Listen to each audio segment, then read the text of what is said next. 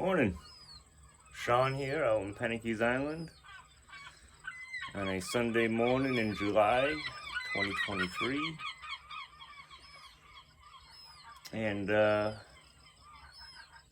always kind of wanted to make a video explaining my time here on the island as a juvenile delinquent. And since I just finished my last little bit of mowing I had to do for the weekend, I figured I will give it a shot. It's meant for my YouTube and Instagram page that I have dedicated to videos and pictures of the island during my time out here, both as an adult and as a youth. Although some of my youth pictures are not yet on it because they're all locked away in my storage unit, and it's quite a pain to dig through all that stuff in the dead heat of summertime. But anyways, I grew up in foster care. I was with my biological mother for a little bit in the beginning and was tossed around, I believe, between grandma and great-grandma. But eventually something happened and I got taken away from my family and tossed into foster care. And my belief, my overall experience in foster care was pretty terrible. You know, in and out of foster homes, been to a couple different lockup facilities for juveniles, including Penikese, which is the last one I went to. And yeah, it was tough. It was tough. I remember distinctly, I believe it was about 5th or 6th grade when I had gotten taken away again and placed in foster care. I remember getting a new foster care caseworker, and on my way to the foster home in Fairhaven, old couple called the Browns. My social worker let me know that I was no longer allowed to have contact with blood relatives, and you might as well just slit my neck open and watch my blood fall over the ground to tell a child that he can no longer have contact with anybody in his blood family. So I was kind of young, I was upset, I couldn't fully grasp it, but I know it made me angry, and I spent the continuing years acting out, going on the run, not caring about schooling or anything that, you know, a child should kind of care about, I guess. I don't know how many kids care about schooling, but I had given up on all of it at that point. And the next few years I went in and out of foster care, and some were good, some were bad. I don't think I've ever gone to a lockup facility besides Penikese that it was actually good. Penikese Island was outstanding, and it's a tragedy that it's no longer serving kids like me that needed it. But anyway, so right before I came to Penikese Island, I was in a foster home in Wareham, and I had been there from the 7th grade up until the beginning of the 10th grade. And during that time, I picked up the habit of smoking cigarettes, smoking cannabis. I did a little bit of drinking, though drinking was never my thing. I couldn't get the bite, the taste, the loss of self-control that comes with drinking alcohol. It wasn't for me. So I wasn't a big drinker, although I did when I was younger. So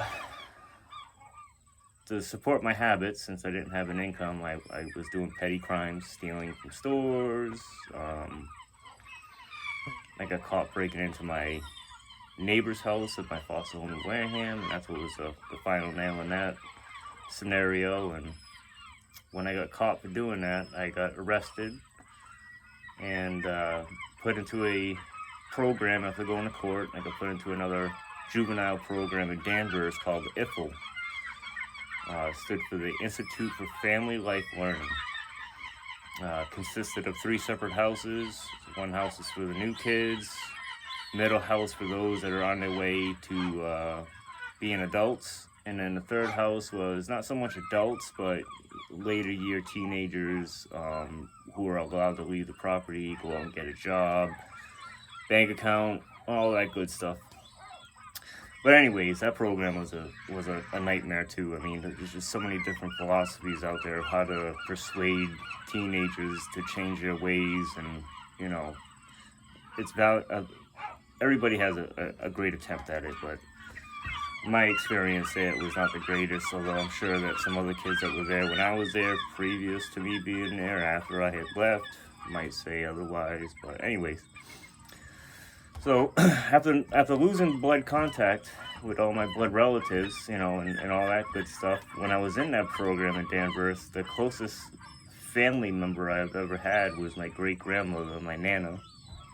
Her name was Emily Fonts, and she used to live in the most awesome place I remember as a kid called the Car Barn in New Bedford. It used to be like a giant building for storing all the trolley carts that used to roam the city of New Bedford, and then at some point, I don't know when, but it was converted into apartments, and my great-grandmother lived there on the 3rd floor, and it was just great. It took up almost a whole city block, great big yard, bunch of elderly people lived there. It was a fabulous place for a kid to be. So when I was in Danvers, that Ifu place, my great-grandmother died. And I didn't find out about it until, I think, quite a few weeks, if not a month or two after the fact. And when I finally found out, I did it for me. I packed my bags. I told all my friends that I had there that I was out of there. And, you know, they all tried to stop me. I tried to excel in programs I was in. I've always been pretty competitive, and I like to be on top. So, although as much as I hate being in lockups or foster care, I try to do my best. Because, I don't know, it's just something in me that tells me to do that. So anyways, that program was an open door policy. You could leave if you wanted, however you needed a staff escort to the top of the driveway. And as soon as you step foot off the property, they'd call the cops and report a runaway, and you would shortly be picked up after that.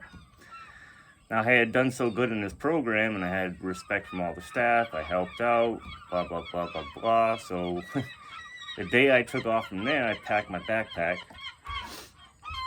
with all the things I kind of cared about, and I abandoned a lot of it because you can only carry so much.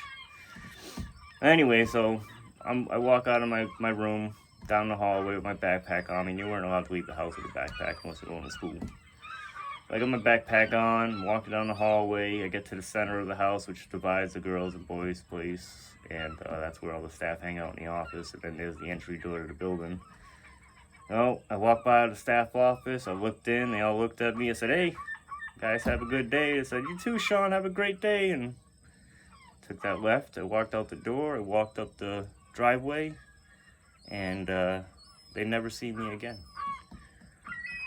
So I went on a run, probably late afternoon. I walked down Route 1 for quite a while, ran into a homeless family that living off the side of Route 1. They looked like they'd been homeless for quite a while.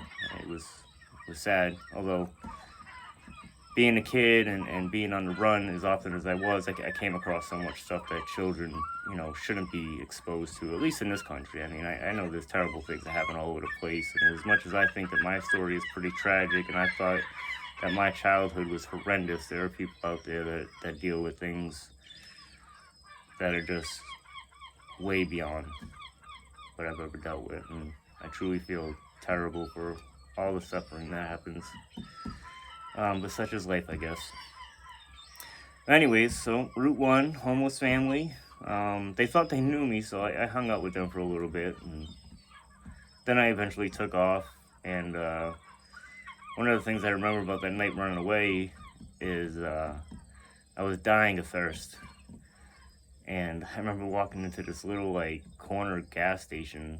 It might not even have been a gas station. It might have just been a corner store. And I walked in and I looked at the guy behind the desk, and I was like, "Guy, I am dying of thirst, and I have no money." And I was like, I was thinking about just coming in here and swiping some water and walking out and not really caring, but I figured I would ask first, you know. So the guy felt bad. He said, "No, go ahead, grab a bottle of water, free of charge." So he gave me a bottle of water, and I left the store, and I continued to walk. I don't know what road it was, but I eventually came across a little strip mall. And in that strip mall was a mattress store.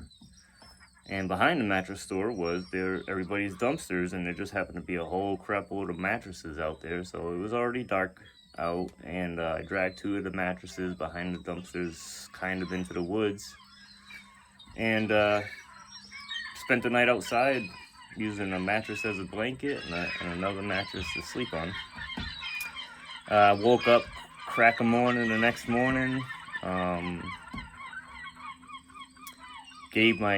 I think I gave my grandmother a call, collect, the night before. It might have been that morning. I feel like it was the night before. But anyways, I had contacted her. She told me to meet her at the Liberty Tree Mall, which was just down the highway. And she would see me. And I was like, all right. So I woke up that morning, got my backpack on. I knew the cops were going to be looking for me, since I'm going to run away. So I tried to stay out of the scenes, but I had to get to the Liberty Tree Mall, and of course it's surrounded by open parking lots and not much place for cover. So I eventually make it to the Liberty Tree Mall parking lot, and I'm sitting there walking across it, and all of a sudden I see a cruiser take a corner behind the mall and start heading my direction. So instantly I was like, I'm fucked. So I started kind of jogging in place and acting like I was out for a morning jog. And I remember jogging towards the police car as the police car is coming towards me. And I gave them the head nod, and a little wave as they drove by me, and they waved back. And I was like, holy shit, I can't believe that I just made it through that. So after making it through that, I went and sat out on a bench in front of the Liberty Tree Mall, and I was sitting there for what seemed like forever. Long enough to be able to crack the 4-digit combination on a bike lock that was just hanging out at the bench with no bike on it, just a 4 combination lock. And I sat there and started with all zeros and eventually unlocked it. Don't know how long it took me, but it was a long time. Then a bus pulled up. And sure as shit, my grandmother, my meme, first person to get off the bus, and I was sitting there at the park bench. And meme was a ride or die person. So we took the bus from Danvers to Boston, and then we transferred from Boston down to good old whaling capital of New Beige. And I stayed on the run from that point on until the end of October, middle of October, when it started getting cold out. And when I was on the run, I was all over the place. I mean, I used to go from New Bedford to Fall River, from Fall River to Wareham, out to Newport, Rhode Island. I was just all over the place, hanging out with old friends and, doing petty crimes to supply my habit of smoking cigarettes and cannabis. But things started getting cold, and, being on the streets and on the run as a teenager is not the greatest. So I knew I was turning 18 pretty soon. I was already 17. So I turned myself in to DSS in New Bedford. And I remember walking into the DSS office and asking for my social worker. And my social worker came downstairs to the lobby, and she was just so fucking pissed that I had been on a run again. I guess successfully been on a run because I was just good at it. But anyway, so I was like, I'm turning myself in, and, she's like, I don't have a place for you, and, and I was like, well, I'm here, so do what you gotta do. I'll be 18 soon, and I was like, whatever you do, just don't call the police. I don't want to get arrested again. And of course, I'm sitting in a little waiting room in the lobby area, and 3 officers come in and arrest me, and I think I go to the jail, and then I went to court, and then from court I was given 2 options. I could either go to a lockup facility in Springfield, Mass, where I would stay until I turned 18, or another option of a little island off the coast of New Bedford here in Buzzards Bay called Penikese Island School. And growing up in foster care and all that stuff, I've always heard terrible things about the foster care system out in Western Mass. And, not that any foster care is good in my book, but I heard pretty bad things about it. So I chose Penikese. And judge agreed, caseworker was fine with it. So I got placed into an emergency foster home for nights with a old guy named Ishmael. And during the day, he would drop me off at the New Bedford office, which was a few blocks away from where he lived. And I would sit in the DSS office all day, sleeping on a little chair in the lobby and hanging out at the picnic table out front. And it was just god awful because it felt like weeks and weeks of being at this guy's house at night and then going to the DSS office and just rotting away there as bored to death with nothing to do. So this was mid-October, late October. I was scheduled to go out to Penikese here, November 1st, 1999. And my foster caseworker had told my emergency foster family, foster father there, that I wasn't allowed to go out for Halloween. Okay, because they were fearful that I was going to run and not go out to this Penikese place and whatnot. So my foster father wouldn't let me out for Halloween. I understand, especially now that I'm older. I can appreciate that decision. But my foster father felt so terrible that I was going to this island. You know, we had been explained that the island was rugged, based off an old style farm where you would chop the wood and you had to cook on an old wood stove and there was no electricity and all this. And he felt terrible about it. So he took me out to a bar. I'm 17 years old. He took me out to a bar in the North End. Don't know the bar's name, but I know where it is or where it was. I haven't been to that area in New Bedford for a very long time. But it was like 4 or 5 blocks away from my grandmother's house on Nye Street. And after I turned myself into DSS in October, you know, I lost contact with my grandma. And so I called her. Collect, of course, 1-800-COLLECT. You know, and the little automated person on the collect call was like, okay, say your name. And of course, all of us old school use payphones like that. I was like, hey, Memmy, I'm ready. Come pick me up. You know, but this was like, hey, Memmy, I'm at the bar down the road from you. Remember where it is? And just want to say goodbye. I'm going to Penikese, blah, blah, blah. I got my message out before the beep and hung up the payphone and sitting there. And I'm drinking Mike's Hard lemonades. And I don't know what the foster father was drinking, but he was drinking some kind of beer or something. And it was me, him, the bartender, and one other guy in this bar. And me and the Ishmael foster father there was playing a game of foosball. And he had never really played or claimed he never played, and I wasn't that good. But we were playing one of those coin-op ones. Sitting, I'm buzzed. I've had 4 or 5 Mike's Hard, and I'm not a drinker, so I get pretty buzzed quickly. We decided to play foosball, and we're sitting there playing, and then it was almost like a SWAT kicked in the bar door, and it was my meme with a camcorder. You know, and she's shoving it in my face, and she's like, oh, I'm making this video to show your mother, to see how, you know, show her how proud she should be of her son who's out drinking, and blah, blah, blah, blah, blah. And I remember the foster father being, like, crazy, like, he's a little short Portuguese guy, too, and he's like, hey, no, no, no, no, no, and he's waving his hands, walking towards my grandmother, and the bar person's, like, losing his mind, because this lady's claiming that I'm a grandson and I'm underage and I'm in his bar drinking and whatnot. So anyways, that whole shit show ended. My grandmother left. Me and the foster father left. We went back home. I passed out, woke up the next morning with a massive migraine and all this crap. My social worker showed up quite early to pick me up to bring me to bring me to Penikese.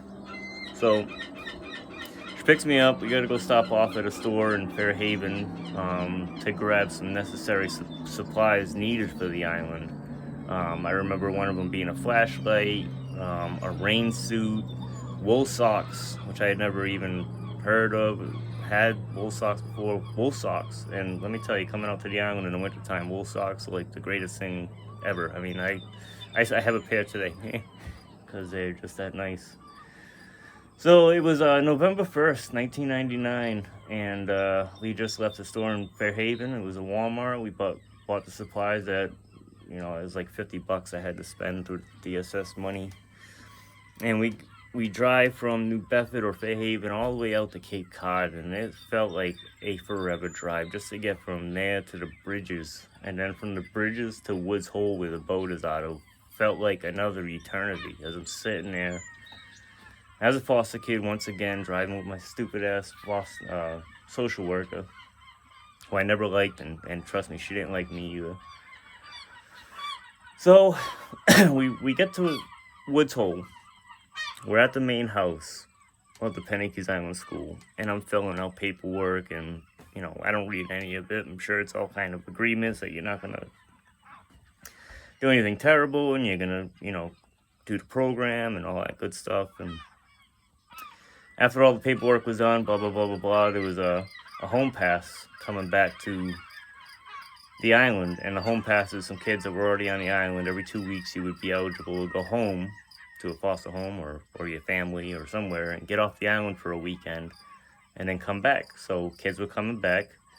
We all gathered up in the house and everybody was ready to walk down to the boat, which was just a quick 10-minute walk down to the docks. So we're walking down there, and I got my bag of all my stuff, and all the kids are dressed in their finest, because home passes, you just dress up in your good stuff. And all the kids, including myself, when we were out here, had island clothes, which is just shit we didn't care about because we were working out here and all that kind of good stuff. So anyways, we walk down to the boat, and it's down at Huey and Woods Hole, and we get through the gate and we start walking to the boat, and I'm like, I know this boat. And they're like, you know this boat? I don't know if somebody asked me, and I don't know if I verbalized it, but I knew the boat. And because a few years prior, when I was still in that Wareham foster home, during a summer program, they enrolled me in some summer program for kids through the Upper Cape Tech School that had a summer program. And one of the programs in that summer school was to go tour Huey. And we had toured Huey, and we were walking the docks, and a bunch of the kids, they had dared me to jump on a boat. And I was like, yeah, I could jump on a boat, I don't care. So I jumped on the boat. And sure as shit, years later, here I am walking to the Penikese boat, and it's the boat for Penikese is the boat I had jumped on years ago, which is funny. So we get down there, we load up the boat. It's a week's supplies of groceries and fuel and all the other things required for the island. All the kids are on there and whatnot. And I get on the boat and I follow a few of the kids through the cabin down into the hull, I guess, down the little stairs into the bottom. And it kind of reminded me of like what Clint Eastwood went in that movie Alcatraz when he was being shipped out to an island. Although it wasn't thunder and lightning, raining, it wasn't dark, it was turn of day. I believe the boat was pretty pleasant. However, I thought as the kids that we were required to be down in the hull. And I had never been on a boat out in the water before. And I have a healthy fear of oceans since we're not the dominant species. So the whole ride, which is an hour, I was down there and I was freaking out because I'm leaned back against the hull, and every wave you could hear, and if anybody's been on a boat, you can feel that thing pounding against the fiberglass. But anyway, so we get out to the island, we pull up, they tie off at the dock. Some staff members are coming down. Other kids that happen to be on the island maybe didn't make it to their home pass that week came down. And I remember just one staff member. I got off the boat, was walking down the wooden dock, made it to the stone dock, and he was walking towards me. I was walking towards him, and I made eye contact with me, and I made eye contact with him. And he said, "Oh, you must be Sean, the new kid." And I looked right at him. I told him to go fuck himself. Never forget it. Awesome staff member. Used to make us what we call the Dawn deep dish lasagna. I'm talking like 18 inches thick, every kind of meat, cheese. I mean, delicious. This guy's name was Don Tavas out of New Bedford, and he's the one I told him to go fuck themselves. And they ended up being friends with all the staff. So we come back up to the house from the dock, and we're sitting on the deck that faces east off the house, and we're all sitting around the picnic table, and they're about to have a house meeting to introduce the new kid, myself, to everybody. And prior to coming out here, they were going over the rules of the island on the Osher house, and there was no smoking. There's a whole bunch of rules, right? So I was like, oh, great. So this is going to be great. I'm a smoker. I'm out here. I got no cigarettes.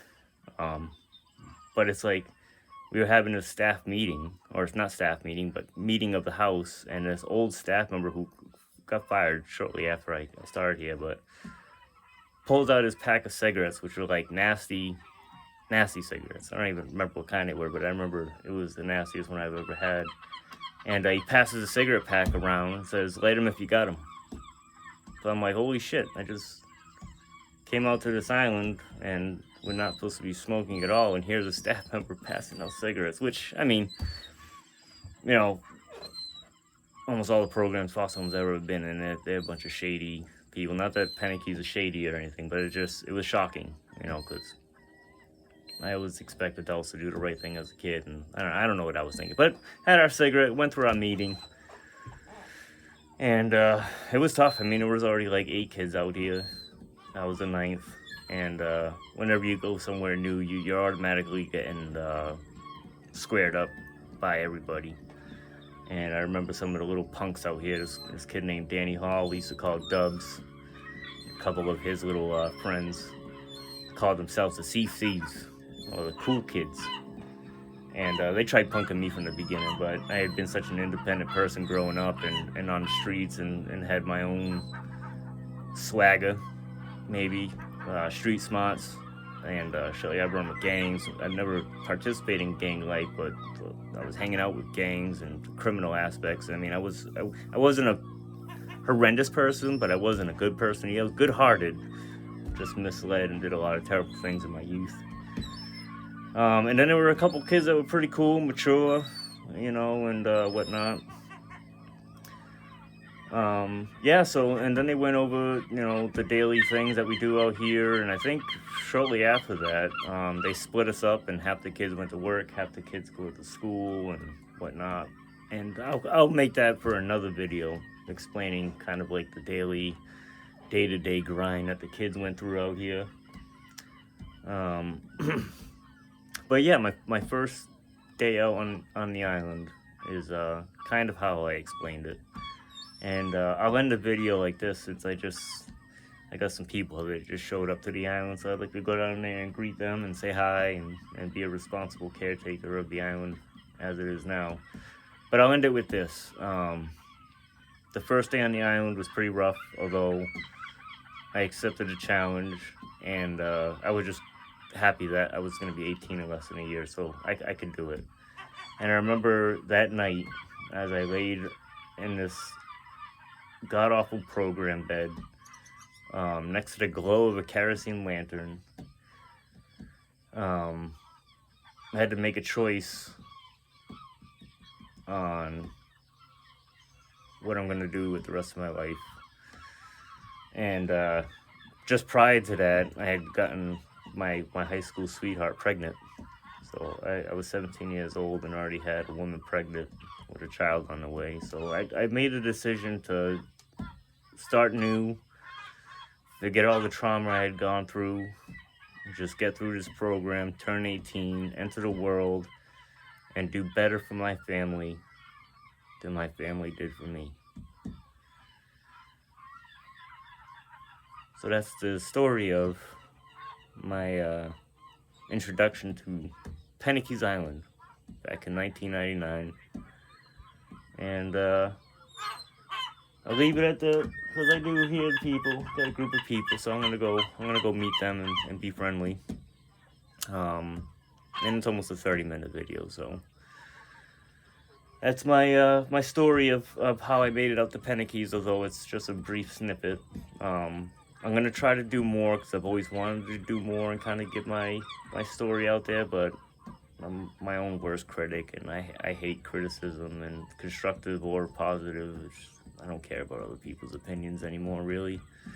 But I wanted to get the story out there, so the next time I make a video like this, which might be today, I'll go over some other aspects of Penikese Island as a juvenile delinquent, and how it changed my life, and you know, the positive aspects that I grasped from it, and the reason why July 2023 I'm sitting on Pops' porch making this video. So until then, everybody enjoy your day, enjoy the summer, stay safe, and I'll see you guys next time. Peace.